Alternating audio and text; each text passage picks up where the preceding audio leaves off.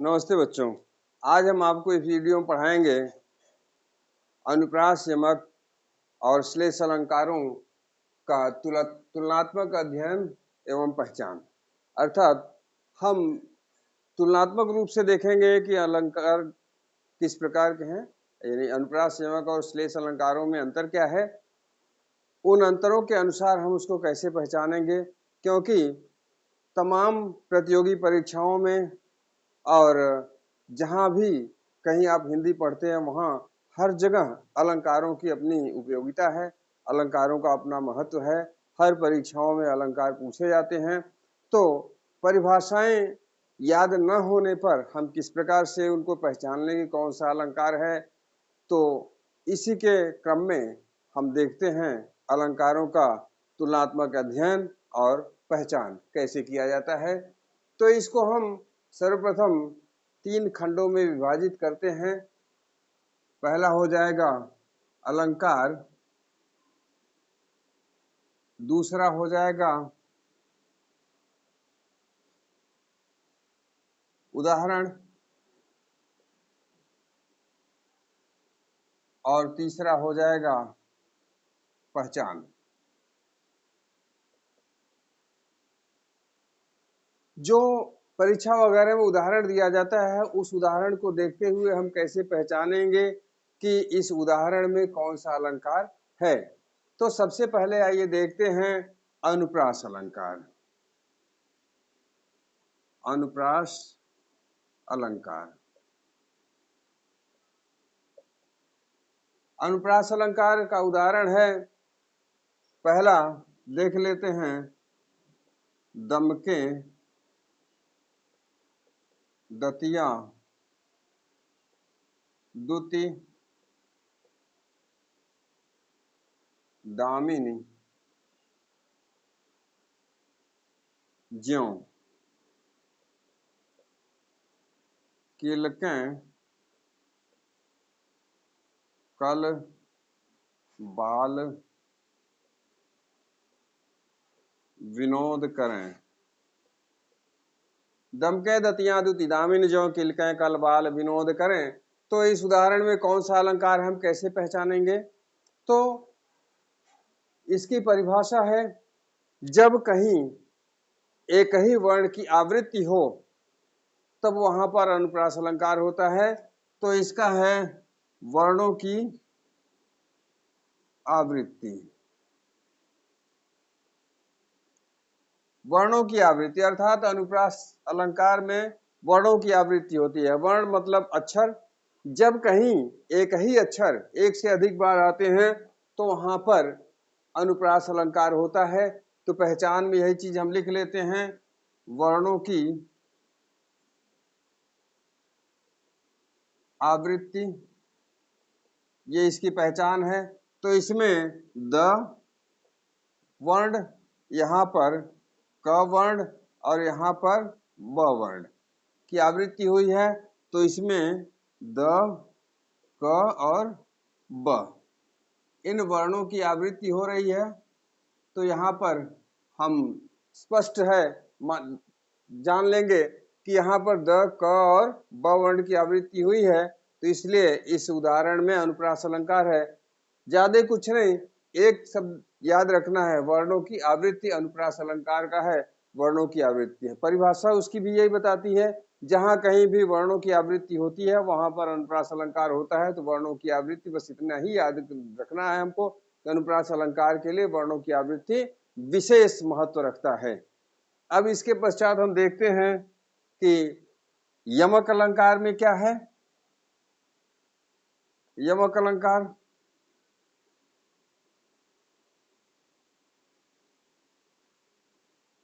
यमक अलंकार, इसकी पहचान है शब्दों की आवृत्ति।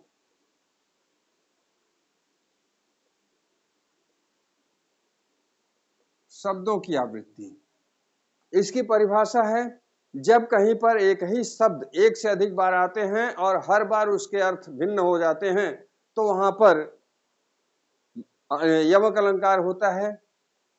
तो शब्दों की आवृत्ति जैसे कि उदाहरण है कि कनक कनक ते सौगुनी मादकता अधिकाय। कनक कनक ते सौगुनी मादकता अधिकाय, ई खाए बौराए जग उही पाए बौराए। तो पूरा उदाहरण इसका है। तो यहाँ पर हमने लिखा है शब्दों की आवृत्ति। तो शब्द एक बार, दो बार, यानी एक से बार, अब एक से अधिक बार, जब कोई शब्द एक से अधिक बार आता है तो उसे शब्दों की आवृत्ति कहा जाता है।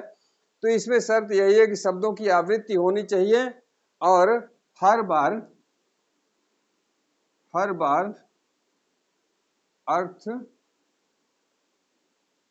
भिन्न हो, शब्दों की आवृत्ति हो और हर बार उसका अर्थ भिन्न हो। बस इतना ही ध्यान देना है, शब्दों की आवृत्ति हो और हर बार उसका अर्थ भिन्न हो।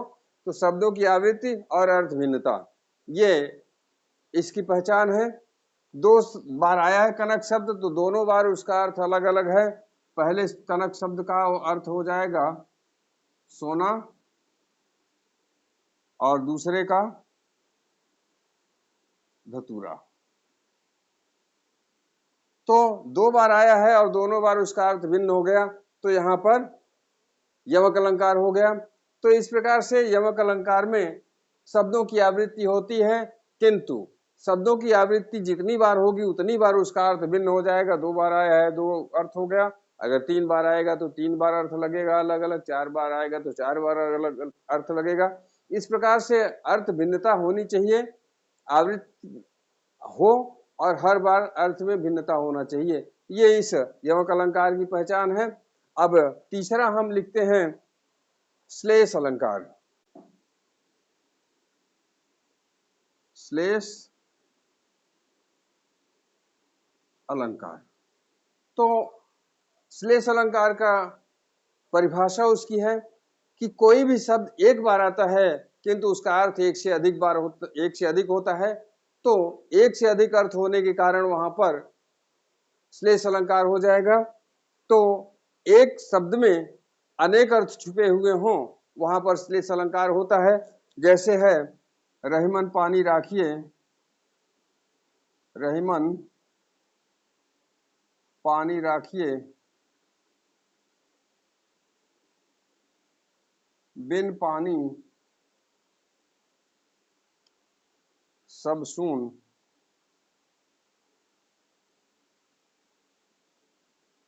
पानी गए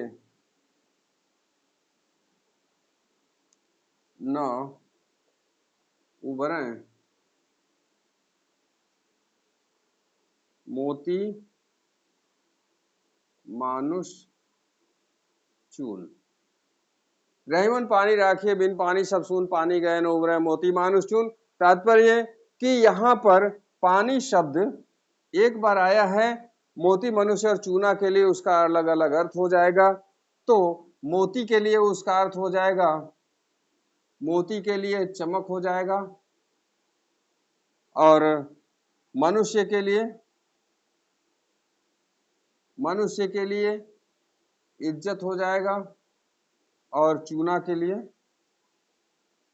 जल। इस प्रकार से एक शब्द के एक से अधिक अर्थ होते हैं। तो एक शब्द के एक से अधिक अर्थ होने पर यहाँ पर श्लेष अलंकार हो गया। तो परिभाषा के अनुरूप कि जब कोई शब्द एक ही बार आए किंतु उसका अर्थ एक से अधिक हो तो वहां पर श्लेष अलंकार होता है। तो पानी शब्द एक बार आया किंतु इन तीनों के लिए उसके तीन अर्थ लगे, तो एक ही शब्द में तीन अर्थ छुपे हुए हैं, इसलिए यहाँ पर श्लेष अलंकार है। तो देखिए अगला उदाहरण हम देखते हैं इन तीनों उदाहरण अलंकारों के लिए। अगला उदाहरण देखते हैं।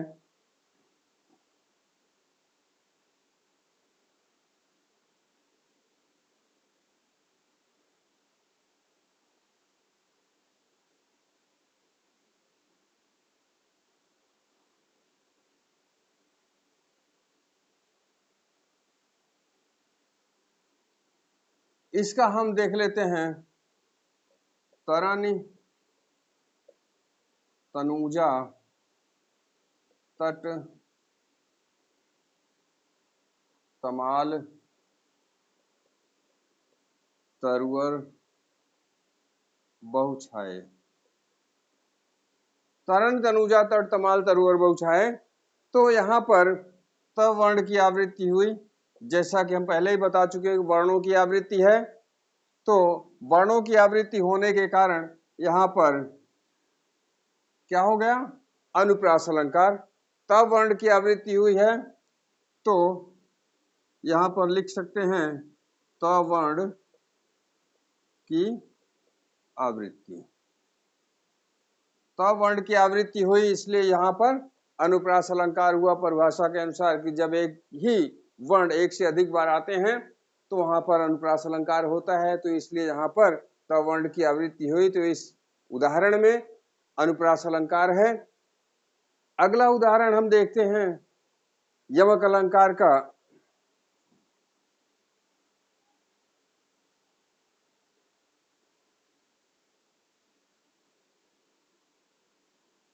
उधव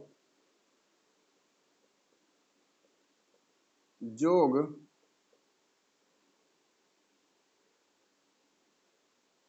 जोग हम नाही।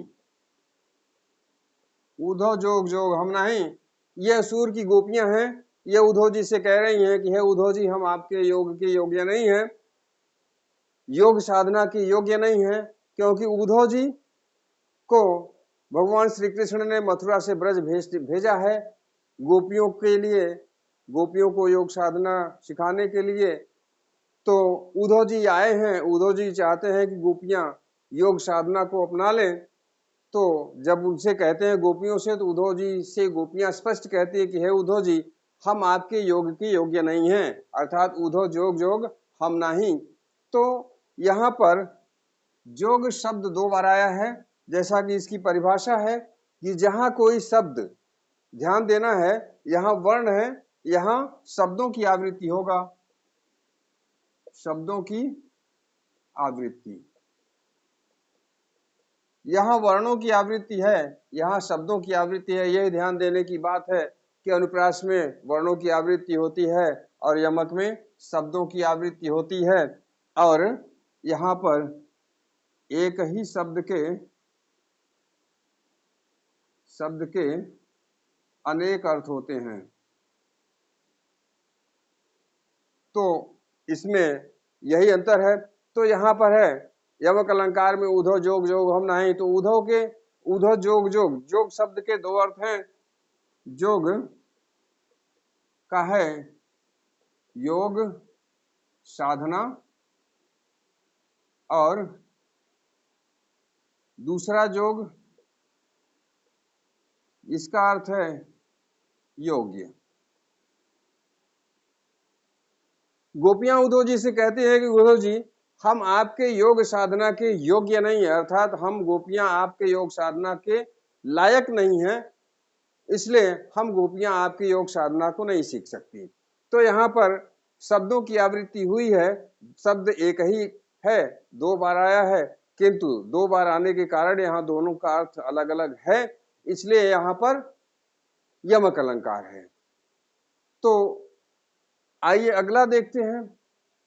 अगला है श्लेष अलंकार। जैसा कि हमने यहाँ पर लिखा है, यहाँ पर लिखा है कि रहीमन पानी राखिए, बिन पानी सब सून, पानी गए न उबरे मोती मानुष चून। तो यहाँ पर मोती मनुष्य और चूना के लिए पानी के तीन अर्थ अलग अलग लगाए गए हैं। मोती के लिए चमक, मनुष्य के लिए इज्जत, और चूना के लिए जल, ये तीन अर्थ लगाए गए हैं। तो इसी प्रकार से अगला उदाहरण जो होगा उसमें भी एक ही शब्द के अलग अलग अर्थ लगाए जाएंगे। तो उदाहरण हम लिखते हैं अगला, ढोल गंवार शूद्र पशु नारी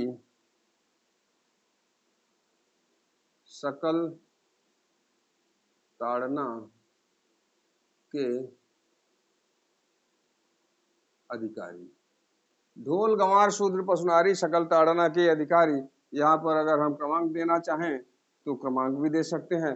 तो यहाँ पर भी उसी तरह से यहाँ पर ताड़ना शब्द एक बार आया है, किंतु इस एक बार ताड़ना शब्द का इन पांचों के लिए अलग अलग अर्थ हो जाएगा। तो पांचों के लिए हम लिख सकते हैं यहाँ पर, ढोल के लिए पीटना, गंवार के लिए ज्ञान, और शूद्र के लिए हो जाएगा सम्मान या इज्जत,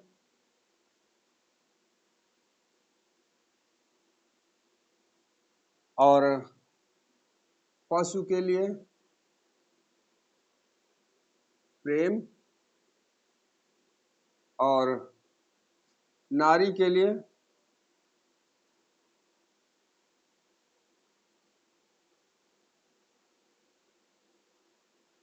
शूद्र के लिए हो जाएगा सम्मान, नारी के लिए हो जाएगा इज्जत। तात्पर्य कि जिस समय की ये रचना तुलसीदास जी ने किया है उस समय ढोल को तो हमेशा ही पीटा जाएगा, गंवार को उनके मतानुसार ज्ञान देना चाहिए। जो ज्ञानी है वो गंवार व्यक्ति को ज्ञान देकर उन्हें बुद्धिमान बनाए, और शूद्र के लिए शूद्रों का सम्मान उस समय नहीं हुआ करता था, अतः शूद्रों का सम्मान किया जाए, पशुओं से प्रेम किया जाए, और नारी की समाज में, परिवार में, घर में इज्जत किया जाए, क्योंकि नारी परिवार की मर्यादा होती हैं। अगर परिवार में नारी की इज्जत है, नारी की मर्यादा है, नारी का मान सम्मान है, तो वह घर अच्छा माना जाता है। तो इसलिए नारी की इज्जत की जानी चाहिए। तो हमने यहाँ देखा कि इस उदाहरण में ढोल गंवार शूद्र पशु नारी सकल ताड़ना के अधिकारी में ढोल के लिए पीटना, गंवार के लिए ज्ञान देना, शूद्र को सम्मान देना, पशु से प्रेम करना और नारी की इज्जत करना आदि है।